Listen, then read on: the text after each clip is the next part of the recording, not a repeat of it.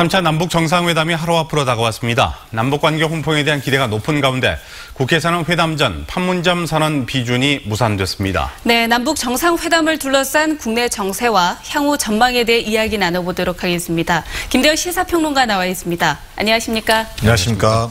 네, 판문점 선언 비준 동의안이 결국 상임위원회 상정조차 되지 못했습니다. 정부와 여당으로서는 상당히 부담이 될 것 같습니다. 네.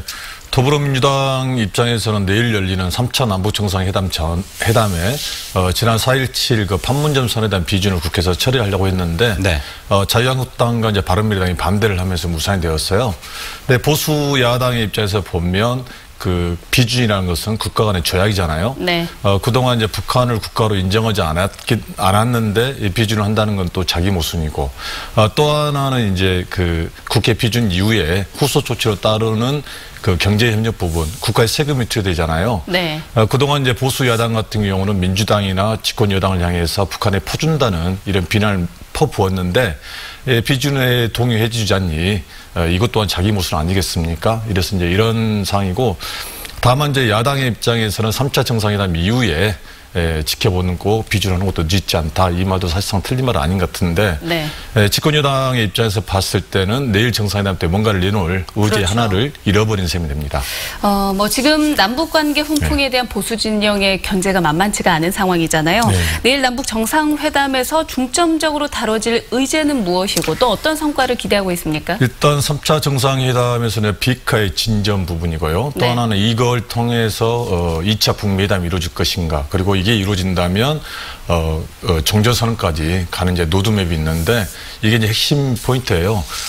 그동안 이제 미국의 입장에서는 김정일 위원장과 합의했던 최종적이고 완전하게 검증된 비핵화라는 목표가 있고, 네. 북한의 입장에서는 미국의 종전선언을 이끌어내는 그래서 최종 목표가 이제 서로 있지 않습니까?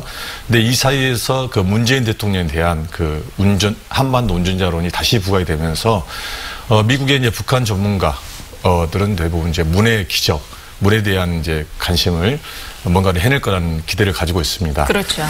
근데 그동안 이제 그 북한 같은 경우는 트럼프 대통령과 했던 북미 회담에 대한 약속을 이행하라는 게 입장이었고, 미국 같은 경우는 미국 내 보수 세력들이 비핵화에 대한 뭐랄까요, 그동안 좀 더 추가적인 조치를 요구했다면서 갈등이 생겼는데 네. 문재인 대통령의 역할이 더욱 주목이 되고 있습니다. 네. 네. 그동안 문재인 대통령과 네. 더불어민주당의 지지율이 꾸준히 계속해서 떨어졌다가 최근에 정상회담을 앞두고 살짝 반등한 것으로 나타났습니다. 이번 정상회담이 지지율 반등의 계기가 될 수가 있을까요? 그 미국이나 우리나라나 좀 비슷한 상황에 처해 있어요. 미국 같은 경우는 이제 오는 11월에 중간선거였잖아요. 네. 근데 현재 그 미국 내 민주당이 공화당보다 지지율이 10% 앞서가면서 트럼프 대통령 입장에서도 비상이 걸려 있고, 우리나라 역시 마찬가지로 그동안 지지율이 하락이 있었지 않습니까? 반등의 기회로 삼아야 하는데 문제는 얼마나 지속 가능하냐. 회담의 성공 여부와 더불어서 지속 가능성을 보고 있거든요. 그렇죠. 그래서 현재 2020년 트럼프 대통령 임기가 끝나는 날까지 한반도 비핵화와 그리고 종전선언에 대한 로드맵이 나와 있기 때문에 이걸 가지고 지지율 반등을 좀 봐봐야 할 것 같습니다. 알겠습니다.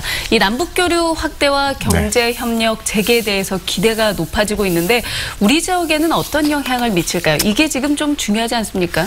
그렇죠. 이제 그 신경제 지도라고 좀 들어보셨을 거예요. 지난 4.17 판문점 선언에서 문재인 대통령이 김정은 위원장에게 그 USB로 담아서 줬던 네.